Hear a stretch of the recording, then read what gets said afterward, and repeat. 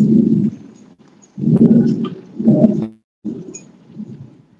الله الرحمن الرحيم. الحمد لله رب العالمين، والصلاة والسلام على أشرف المرسلين محمد بن عبد الله وعلى آله وصحبه الطيبين الطاهرين. أما بعد، أيها الأحبة، السلام عليكم ورحمة الله وبركاته. وعليكم السلام. نتحدث عن الاستفراغ والمنعات، ونحن في هذه الأيام تمر بنا ذكرى الإسراء والمعراج. إنشاء الله الإسراء ini akan dibincangkan mengenai Isra dan Mi'raj. Sebagaimana patut kita sekarang sedang berada dalam masa pada tahun itu, peristiwa Isra dan Mi'raj Rasulullah SAW.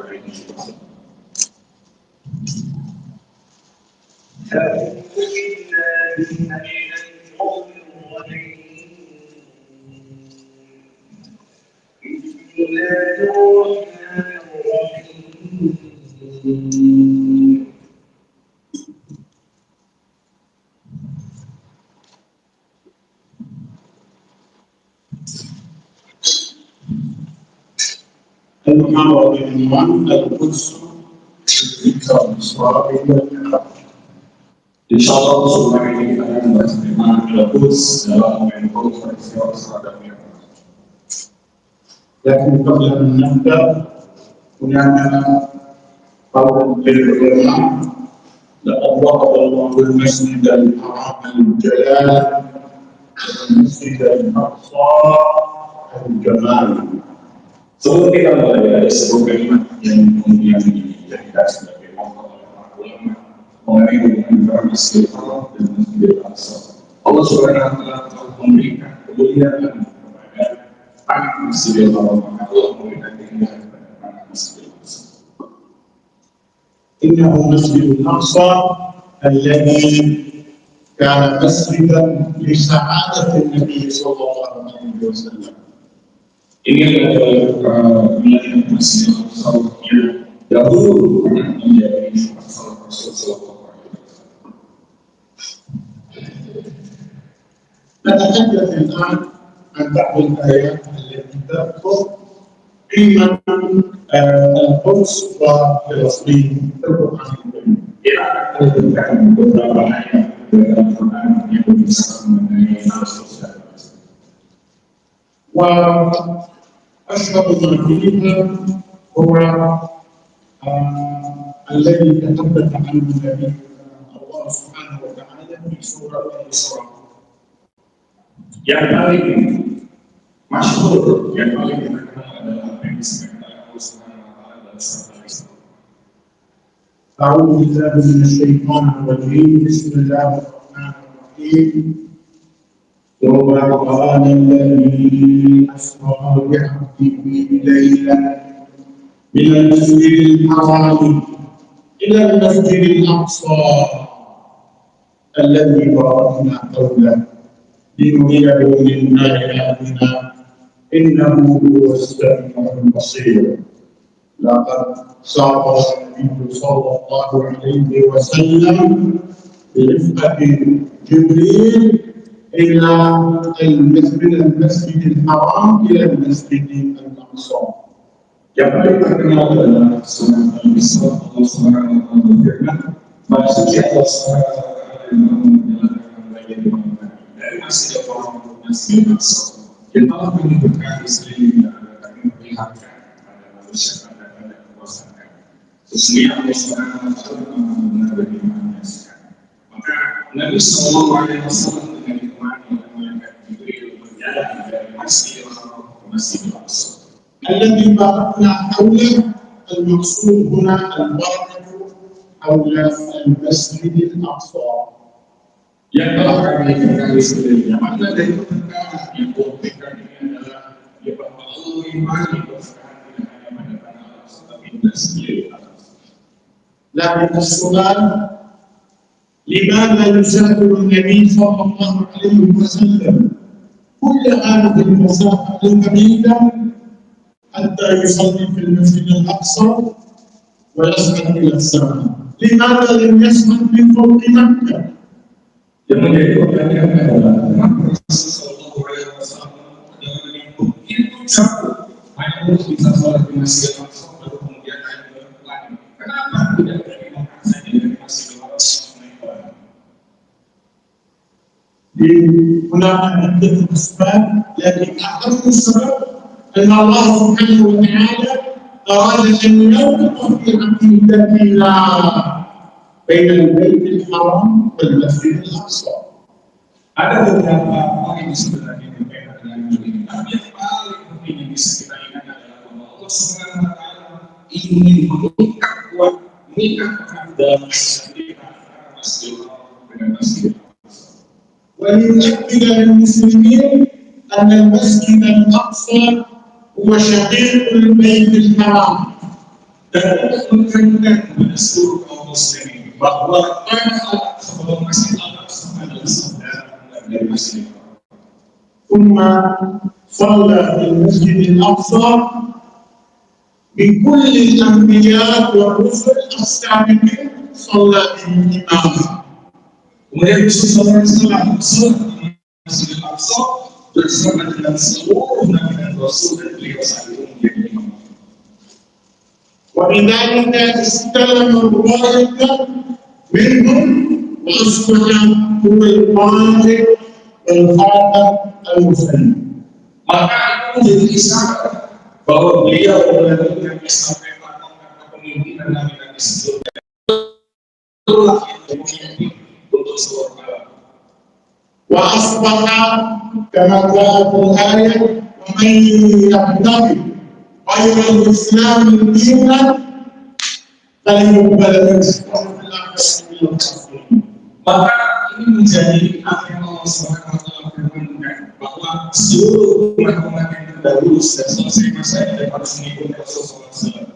Maka bagi siapa yang mencari selain Islam sebagai agamanya tidak akan diterima darinya dan dia akan masuk orang-orang yang tertentu. ثم عرج بالنبي صلى الله عليه وسلم أي صعد مع سيدنا جبريل إلى السماء السابعة إلى سدرة المنتهى. Lalu kemudian Rasulullah SAW dengan ditemani oleh Sayyidina Malaikat Jibril alaihissalam kemudian naik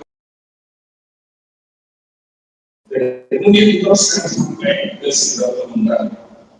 عندها توقف سيدنا جبريل وقال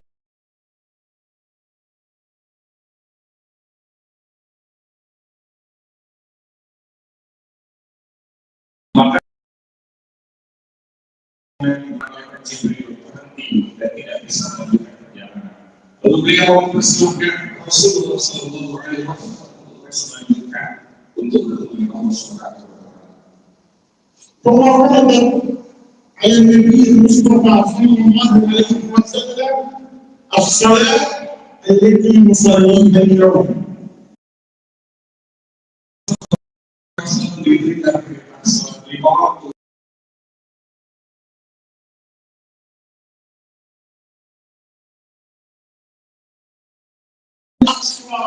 أيضا ثم ركعت له. Kemudian Rasulullah pun menurasi dengan sholat itu kemudian maksud berat bahwa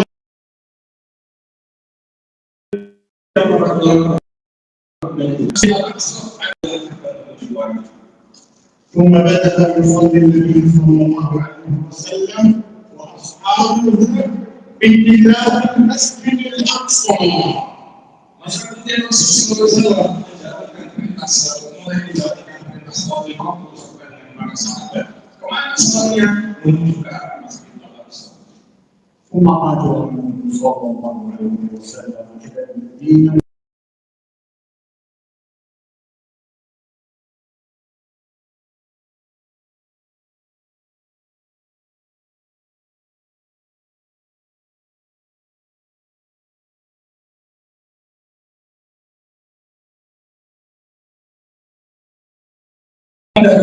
Rasulullah SAW sedang kaum muslimin. masih sholat menghadap kiblat pertama yaitu Masjidil Aqsa beberapa bulan lalu.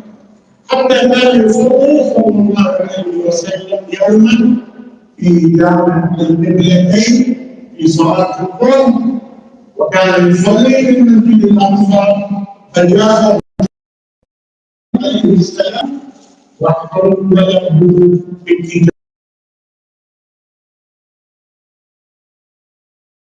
setelah beberapa bulan lamanya ketika sedang sholat kemudian malaikat Jibril memberikan informasi bahwa kiblat yang pertama adalah ke Masjidil Aqsa kemudian berubah ke Masjidil Haram sehingga pada saat sedang sholat tersebut kiblat memang sholat kemudian berubah.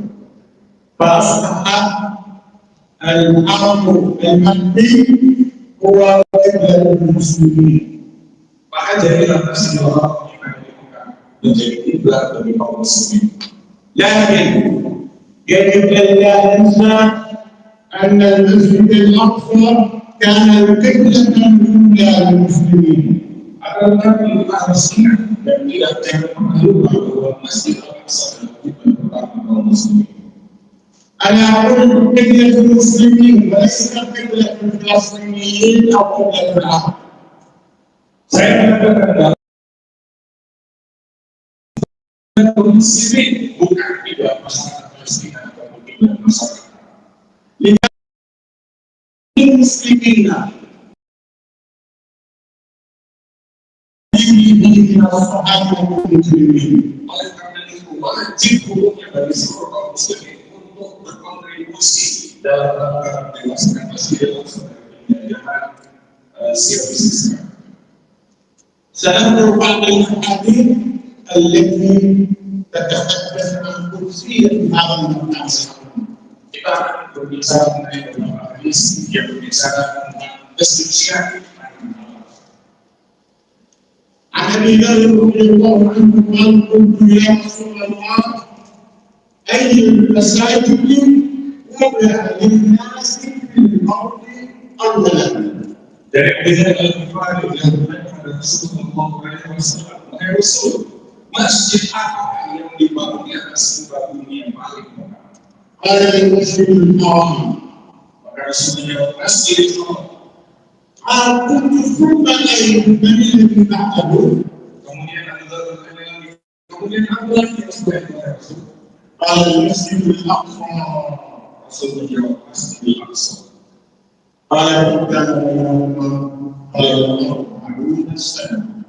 Lalu bagaimana kembali berapa cara pembangunan antara keduanya?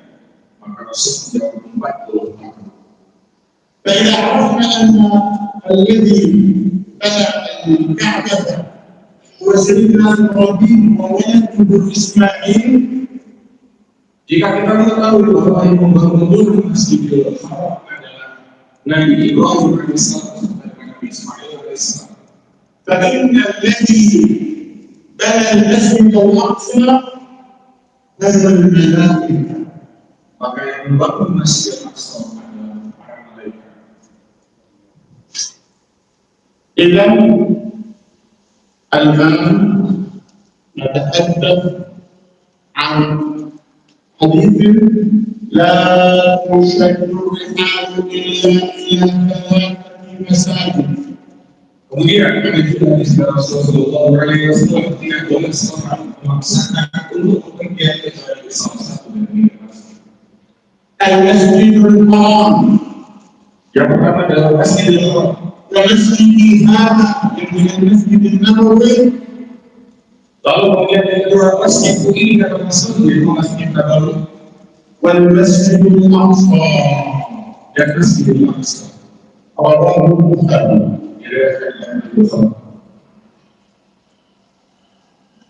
تقول اليوم الله النبي صلى الله عليه وسلم يا رسول الله أفتنا في بيت المقدس. Maimunah Sayyidah Maimunah radhiyallahu anha setelah bertanya kepada Rasulullah SAW, "Ya Rasul, mereka berfatwa mengenai Baitul Maqdis." Yani al-mas'al ma huwa Baitul Maqdis? Sayyidah Maimunah bertanya, apa sih sebenarnya nilai dari Baitul Maqdis? risiko bagi kaum muslimin. Kalau bermaksud manusia, Maka Rasulullah tak begitu besar karena manusia dimatikan dari kubur dan bahaya. yakni seluruh الناس يوم القيامة كلهم إلى المسجد الأقصى. Jadi seluruh manusia nanti akan dikumpulkan oleh Allah Subhanahu wa Ta'ala pada hari kiamat di Masjidil Aqsa. ادعوه النبي صلى الله عليه وسلم ادعوه فصلوا فيه فإن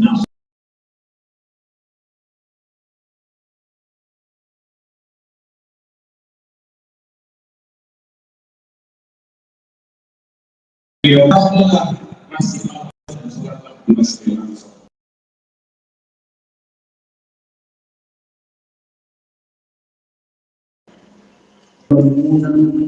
يا رسول الله أرأيت إن لم أستطع أن أتحمل إليه إذا لم أستطع أن أذهب إلى المسجد الأقصى فماذا؟ Saya katakan kepada Rasul, kalau saya tidak mampu Masjidil Aqsa,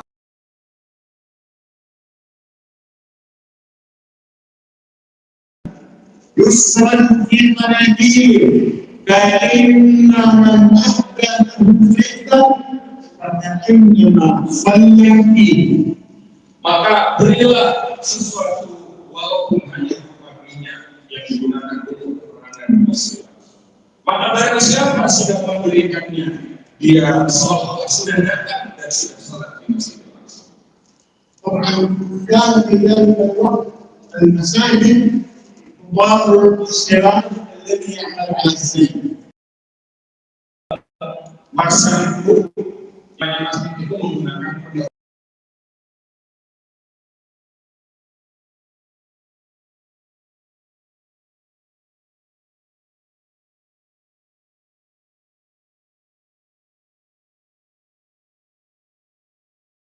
مسجد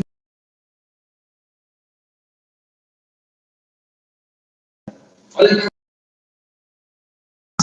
karena Masjidil Aqsa senantiasa diperangi dan jangan pernah dibuat menjadi gelap.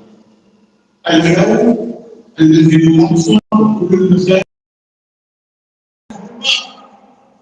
Di zaman kita sekarang ini Masjidil Aqsa atau masjid-masjid lainnya diperangi dengan gelap. لذلك الزيت هنا اليوم يعني أن ترسل لدفع فاتورة كهرباء المسجد الأقصى. Maka niat dari niat di zaman kita sekarang ini adalah ketika kita membayarkan menunaikan listrik yang kemudian digunakan untuk penerangan di Masjidil Aqsa. الزيت في يومنا هذا أن تدفع المورطين والمرابطات لاتباع المسجد الأقصى. Niat, maka niat dalam hadis di zaman kita sekarang ini adalah ketika kita memberikan bantuan materi untuk saudara-saudara kita yang bertahan dan menjaga Masjidil Aqsa. أن تدفع الزيت اليوم هو أن تدفع للساكنين من أبناء مدينة القدس الذي يسعى الاحتلال لأخذ أراضيهم أو بيوتهم منهم. Dan niat yang dimaksud oleh Rasulullah SAW di zaman kita sekarang ini adalah dengan membantu saudara-saudara kita yang ada di sekitar Al-Aqsa, membantu mereka agar kemudian tanah-tanah mereka tidak direnggut oleh penjajah di sini. لأن اليهود يفرضون المناصب على الفلسطينيين بالقدس فإذا لم يستطع أن يدفع يأخذون البيت ويردونه لليهود. Karena dia berjanji menerapkan pajak yang begitu mencekik saudara-saudara kita yang ada di Al-Quds. Maka jika mereka tidak mampu membayarnya, tanah mereka dan rumah mereka akan direbut secara paksa oleh penjajah Zionis. وفلسطين أرض جهاد بيضاء. Dan Palestina adalah tanah jihad dan juga tanah untuk menjaga. قال رسول الله صلى الله عليه وسلم لا تزال طائفة من أمتي Rasulullah الحق الظاهرين لعدو القاهرين. Rasulullah SAW bersabda, akan senantiasa ada di antara umat yang mereka akan berteguh dengan di atas agama dan mereka akan mampu melakukan tersebut. La ya'lamuhum man khalaqahum. Tidak akan memberikan dorong pada mereka musuh-musuh orang-orang yang mengisi mereka. Inilah maksud pemberian dua yang dikatakan Kecuali apa yang mereka akan dapatkan, apa yang akan menimpa mereka dari hal-hal kecil yang dapat menyakiti mereka. hatta ya'tiyahum amrullah wa hum kadhalik. Sampai Allah Subhanahu wa taala melakukan keputusan yang mereka katakan ada dalam kondisi. Yani sayabqa as-sabirina hatta ya'tiyahum nasrun min indina. Yaitu mereka akan senantiasa teguh dan kokoh untuk bertahan mempertahankan tanah sampai Allah Subhanahu wa taala melakukan keputusan. قالوا يا رسول الله وبينهم قال لبيت المقدس وأتنا في بيت المقدس. Lalu Rasul bertanya, wahai Rasul, di manakah mereka itu? Maka Rasul menjawab, mereka ada di Baitul Maqdis dan di sekeliling Baitul Maqdis. إذا الطائفة المنصورة بإذن الله تعالى هناك في فلسطين. Maka yang dimaksud oleh Rasul dalam hadis mengenai Taifah al-Mansur, orang-orang yang akan senantiasa ditolong oleh Allah Subhanahu wa taala adalah saudara-saudara kita yang ada di Palestina. جغرافيا فلسطين هي منطقة الثلاث أنظار الأوروبية الآسيوية والأفريقية. Palestina secara geografis adalah pertemuan itu adalah Eropa dan yang ketiga adalah Afrika. وبالتالي ففلسطين قلب العالم العربي. Oleh karena itu Palestina merupakan jantung dari dunia. والعالم العربي هو قلب العالم الإسلامي. Dan dunia adalah jantung dari dunia Islam. فإذا كان القلب في فلسطين في المسجد الأقصى مريض فإن كل العالم الإسلامي يكون مريضا. Maka apabila jantungnya di Masjidil Aqsa itu sakit, maka seluruh dunia Islam pasti akan sakit. نتحدث عن معلومات عامة عن المسجد الأقصى. Kita akan bicara mengenai informasi-informasi umum mengenai Masjidil Aqsa. هل تعلمون لماذا سمي بالمسجد الأقصى؟ Tahukah pada zaman sekalian mengapa Masjidil Aqsa disebut sebagai Masjidil Aqsa? فهو اسمه بيت المقدس. Jadi dia dinamai dengan Baitul Maqdis, artinya di rumah yang disucikan. يعني المكان المقدس بالإسلام. Yaitu tempat yang disucikan dalam Islam. لكنه من كثر يعني بعده عن جزيرة العرب بعيد عن مكة فهو يعتبر مسجد أقصى يعني بعيد جدا عن العرب. Tapi kemudian disebut sebagai Masjidil Aqsa karena jarak yang begitu jauh dari dunia Arab, dari wilayah Jazirah Arab dan juga jauhnya jaraknya dari Makkah. Sehingga karena jauh tersebut disebut sebagai Masjidil Aqsa yang mana Aqsa maknanya adalah tujuh. Jadi posisinya tujuh begitu jauh sehingga disebut sebagai Masjidil Aqsa. والمسجد الأقصى يحتوي على مسجدين وليس مسجد واحد. Masjidil Aqsa di situ terdapat dua masjid secara garis besar. الذي يملك القبة الأصغر هي قبة الصخرة. Yang pertama kubah yang berwarna kuning ini ada di tanah itu disebut sebagai Masjid Kubah Besar. والمسجد الذي حوله ضماني هو الجامع القبلي. Dan yang berwarna abu-abu itu adalah Masjid Jami Al-Qibla. الذي يقع باتجاه القبلة. Yaitu dinamai dengan karena itulah menghadap kiblat di Ka'bah. وكل من يريد ان يحدث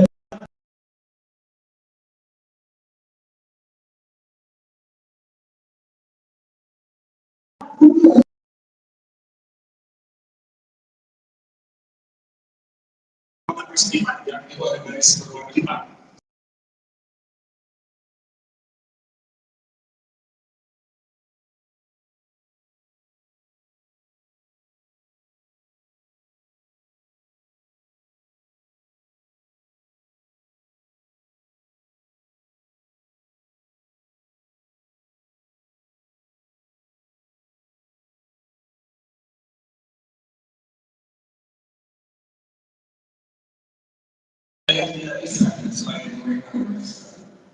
ومنفوع فيها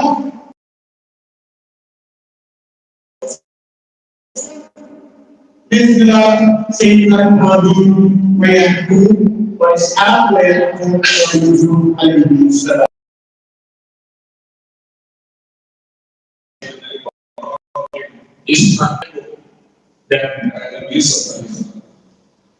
هذا في داخل الامر الابراهيمي الخليل في فلسطين. Ini ada dalam kondisi dalam masjid Al-Khalil yang ada di Palestina, di mana ada makam Ibrahim. وهذا مقام سيدنا إسحاق وزوجته رحمهم الله. Di situ ada makam Nabi Ishak alaihissalam bersama dengan istri beliau. Dan ada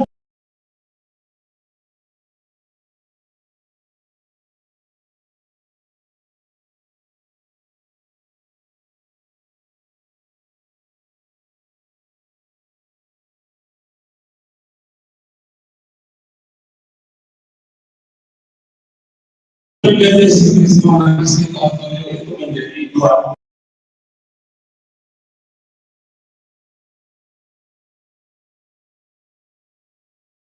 لم تستطع أن تصور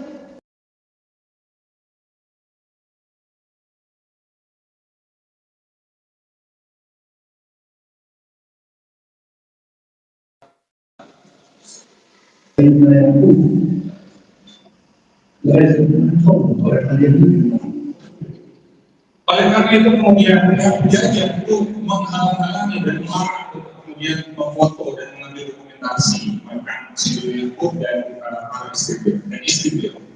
لكن يستطيع أن يصور مقام سيدنا إبراهيم الخليل عليه السلام. Kemudian saya dari Palestina dan bersama-sama dengan teman-teman itu masih untuk mengambil makam dari Nabi Ibrahim alaihissalam. ومن هذه المقامات ليس فيها كثمان الأنبياء يوجد في مقاطع تحت المسجد الإبراهيمي. Tentu saja bahwa biasanya tidak ada di dalam yang ditutupi seperti itu, tapi mereka ada di bawah wilayah masjid Ibrahim. وقد كتب الحالة إلى المنطقة أنه سافر إلى البوليس واكتشف المدخل إلى هذه المنارة ونزل فيها حتى شاهد جسد سيدنا إبراهيم عليه السلام. Seorang itu menentukan yang menyatakan yang menyebutkan bahwa beliau itu menemukan jalan untuk masuk ke dalam tidak tempat yang ada di bawah masjid Ibrahim. Di sana kemudian beliau menemukan ada jasa Ibrahim Nabi Ibrahim. وكان ممددا على مستوى الطاولة الأمامي ومرفع إلا وجهه كان مكشوف عليه الصلاة والسلام.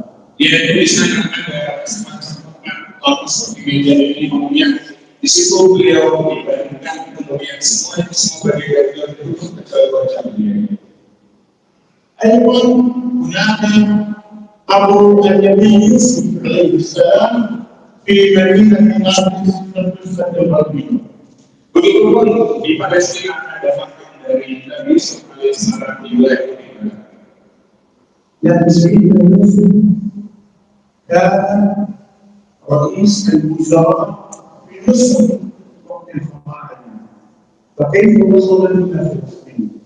Padahal kita tahu dalam Al-Quran disebutkan Yusuf saat itu dipilih menjadi dalam tanda kutip perdana menteri Mesir. Pertanyaannya adalah kenapa? Maka beliau menyatakan لأنه عندما كبر في السن أوصى أبنائه قبل الموت أن ينقلوه عندما يريد أن ينقلوه إلى فلسطين بجانب قبر آبائه وأجداده. setelah wafat dari Yusuf alaihissalam itu memberikan wasiat kepada anak-anak beliau bahwa nanti beliau minta untuk dimakamkan di tanah Palestina di dekat tempat-tempat bapak-bapak beliau.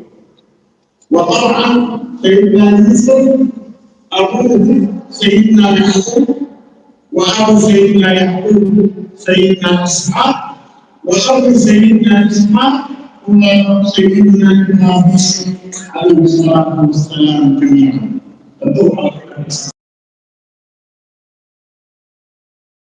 Yusuf adalah anak yang tadi kita masuk dari sini makam beliau. Kemudian Nabi Yakub anak dari Nabi Ishak dan Nabi Ishak anak dari Nabi Ibrahim alaihissalam. وهناك بعض الصحابة الذين نشروا يعني جبل وحرمان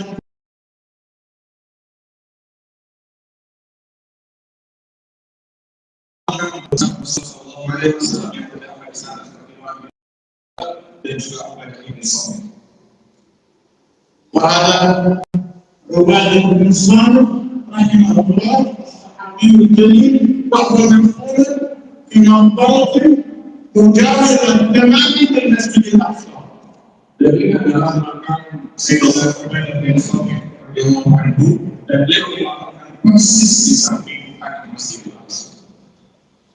وطبعا توفي رحمه الله في طاعون بلاد الشام الذي انتشر هناك وهو مثل كورونا في يعني 38 هجري. Dan beliau wafat disebabkan oleh penyakit mabuk yang sama dengan apa yang dimakamkan kemarin oleh corona.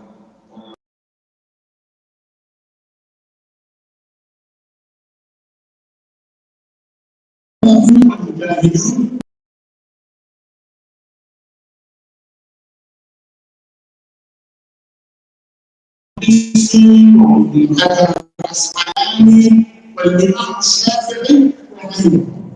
Dan juga anak Palestina itu dinisbatkan pada para penguasa dan para penjajah. Di antara mereka ada Musa bin Mesir yang membebaskan anak Andalusia. Di antara mereka Al-Aziz Ibn Qudamah, ada Imam Syafi'i, kemudian dari para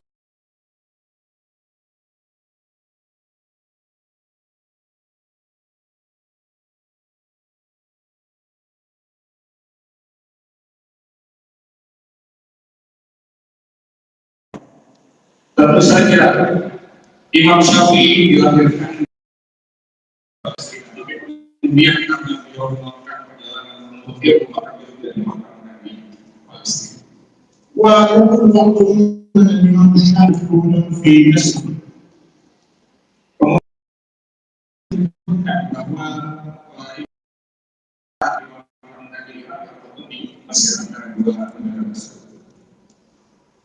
ويقول في فلسطين كوكبة من شهداء الأمة الإسلامية من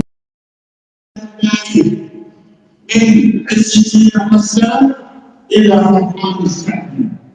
dan juga karena Palestina menjadi saksi sejarah perjalanan para bintang-bintang syuhada yang luar biasa mewarnai perjalanan sejarah kaum muslimin seperti Ali Sabil, Al-Qasam, kemudian ada Muhammad Nasr. وعز الدين حسان نعرفه جميعا وهو من سوريا Dari sudut kawasan, kita tahu dalam sejarah beliau sebenarnya beliau adalah orang Sufi. Usulan Syekh Ahmad Yasin, Al-Mantisi, والمهندس إلياس وكثير وكثير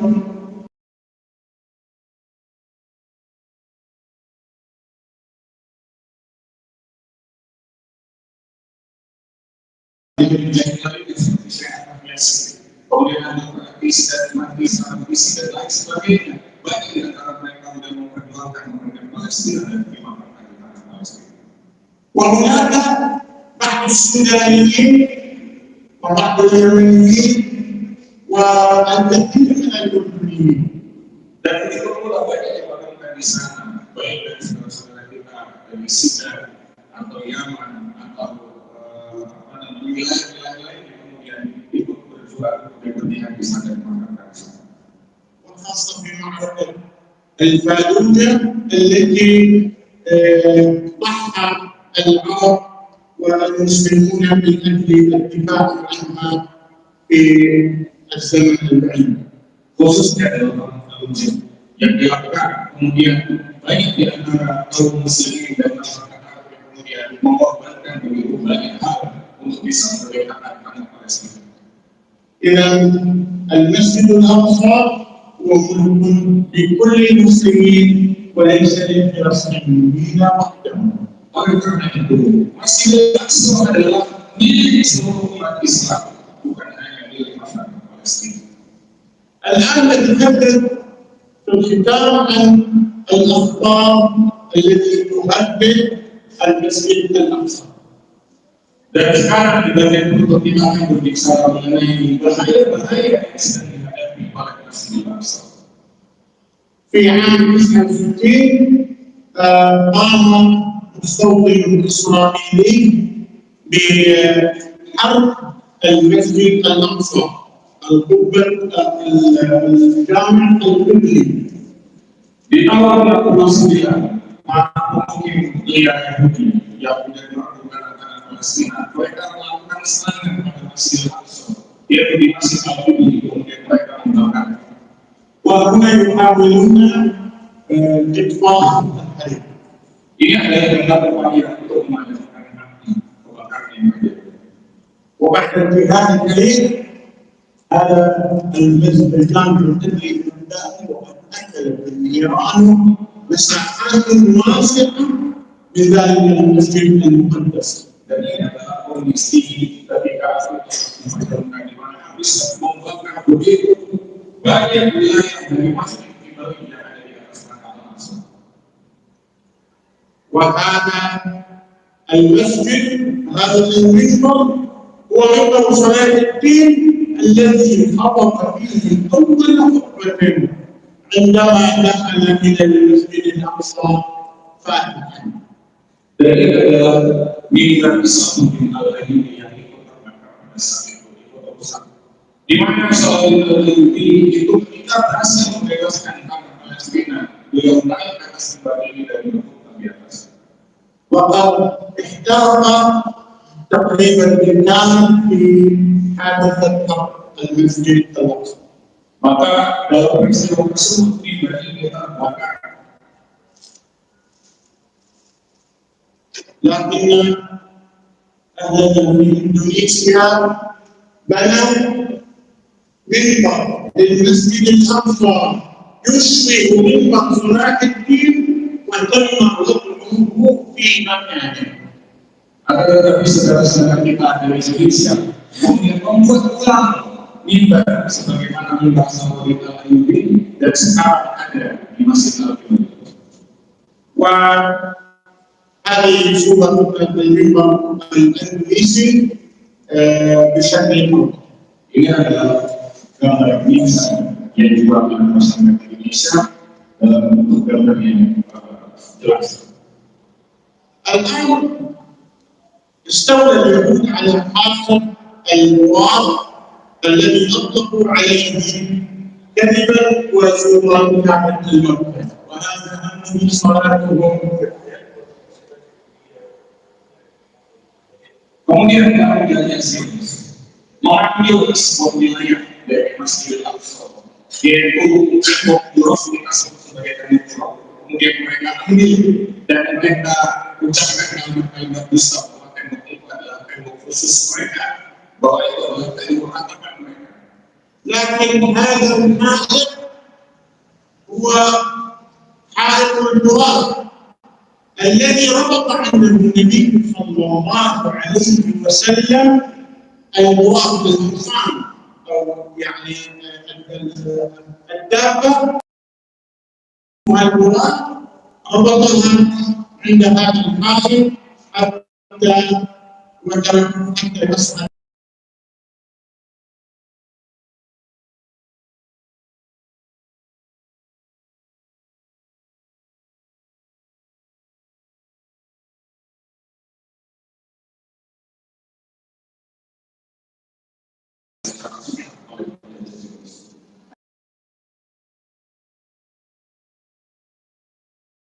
المسجد الأقصى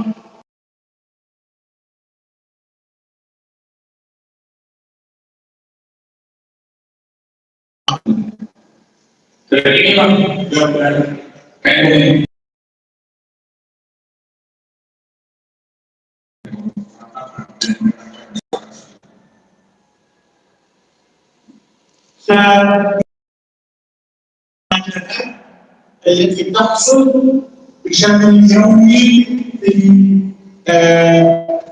المسجد الأقصى.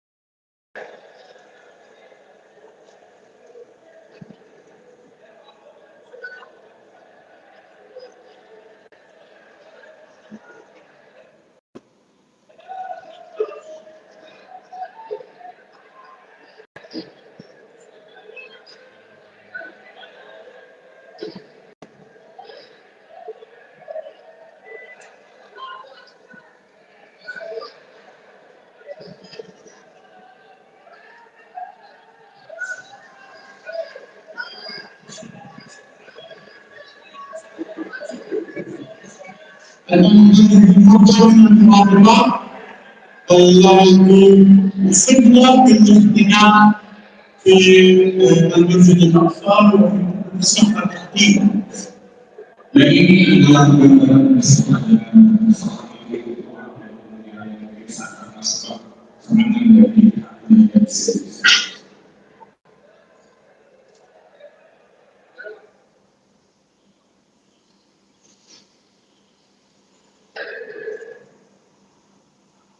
وتستمر المؤامرات على المسجد الأقصى. maka sekarang Masjidil Aqsa sampai hari ini masih berlangsung. ومن أكبر المؤامرات هي الحفر تحت المسجد الأقصى. Bahkan masih paling berbahaya adalah pembuatan terowongan di bawah Masjidil Aqsa. لأنهم يقولون أنهم يبحثون عن هيكل سليمان ومعبد سليمان.